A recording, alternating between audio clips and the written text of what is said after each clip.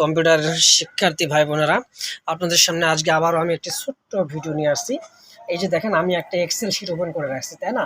এই এক্সেল শিটে আমরা যখন কাজ করি তো অনেক সময় আমাদের বর্ডার নেওয়ার প্রয়োজন হয়, যেরকমটা আপনারা দেখতে পাচ্ছেন স্ক্রিনে। তো এই বর্ডারটা আমরা কিভাবে নেই? এই বর্ডারটি নেওয়ার জন্য এরকমভাবে সিলেক্ট করতে হয়। সিলেক্ট করার পরে আমরা হোমে যাই, এখানে হোমে যাই। হোম থেকে আমরা এখানে আসি, এখান থেকে আমরা কি করি, এই যে অল বর্ডারস এখানে ক্লিক করি। করলে কি হয়ে যায়, এই সম্পূর্ণটা বর্ডারে বর্ডার হয়ে যায়।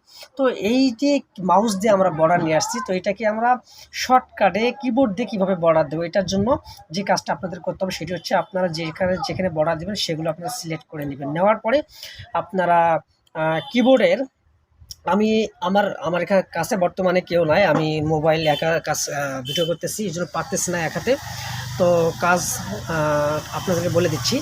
আপনারা যে কাজটি করবেন, সিলেক্ট করে নেওয়ার পরে আপনারা অল্টার চেপে ধরবেন। অল্ট কিবোর্ডের যে অল্ট কি আছে, এই অল্ট চেপে ধরে আপনারা একসঙ্গে HBA চাপবেন, এবং এটার মধ্যে কোনো দেরি করা যাবে না। হ্যাঁ, অল্টার চেপে ধরে, অল্ট চেপে ধরে HBA চাপ দেবেন। HBA চাপ দিলে এরকম বর্ডার হয়ে যাবে। হ্যাঁ, আসলে আমি একা তো, যার কারণে আপনাদেরকে দেখাইতে পারলাম না। এটা আমি এভাবে করছি। আমি এখানে লেখাও দিয়ে রাখছি আপনাদের জন্য, আমি লেখাও দিয়ে রাখছি।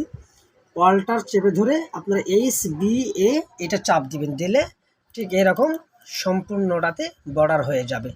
তো যদি আমার ভিডিওটি ভালো লেগে থাকে, যদি উপকার হয়ে থাকে, অবশ্যই আপনারা কমেন্টে জানাবেন আর শেয়ার করবেন, সবাইকে দেখার সুযোগ করে দিবেন। অপেক্ষায় থাকবেন পরবর্তী ভিডিওর জন্য।